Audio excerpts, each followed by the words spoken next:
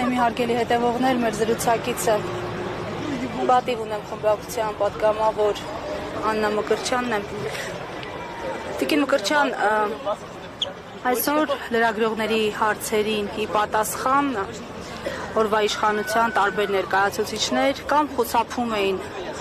օրը դիտարկել եռատոնի համատեքստում կամ հերքում էին, որ իրենց համար եռատոնը եւ նշում էին, որ սա զոհվածների, այսպես ասած, հիշատակի օր է։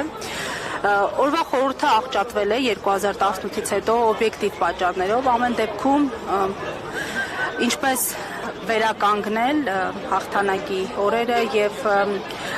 ինչպես կարողանալ պայքարել այս մոռացության եւ ուրացման դեմ։ Ասացիք օրվա իշխանությունը, եթե Հայաստանում իշխանություն լիներ, վստահաբար այն իրականությունը, որը դուք նկարագրեցիք, չէր լինի։ Այդ մարդկանց 2018-ին Հայաստանում իշխանության էին բերում,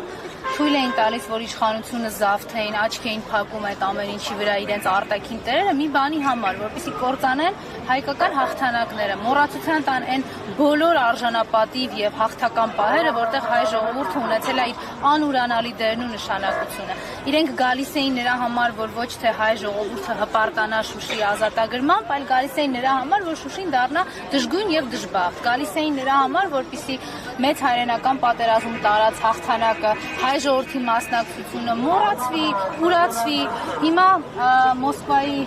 Կարմիր հրապարակում հենց հաղթանակի շքերթն է, եւ միայն Հայաստանը այնտեղ չունի քայլող, պատվող եւ արժանապատվությամբ ներկայացող զինվորականներ։ Ինչի, որտեղ Նիկոլը թույլ չի տվել, որ հայերը եւս մի անգամ հպարտություն զգան, իրենց մասնակցությունը փաստվի եւ հաստատվի մեծ հայրենական պատերազմի ժամանակ տարած հաղթանակում։ Էլ չեմ խոսում մեր հաղթանակների մասին։ Մարդն ասում է, որ թերություն էր եւ թյուրիմասություն էր Ղարաբաղյան շարժումը, Արցախի ազատագրումը։ Մեր իրականությունն էսպիսին է։ Այն իրականությունը, որտեղ մեզ թաղել է եւ ուզում է վերջնականապես կործանած եւ թաղած լինի Նիկոլը Դավաճանը, հենց էսպիսին պիտի լինի։ Մոռացված, ուրացված, անարժանապատիվ եւ իրենց համար դրա համար ցանկացած նման օր հիշատակում, որը հնարավորություն կտա հայ հասարակությանը վերհիշելու այն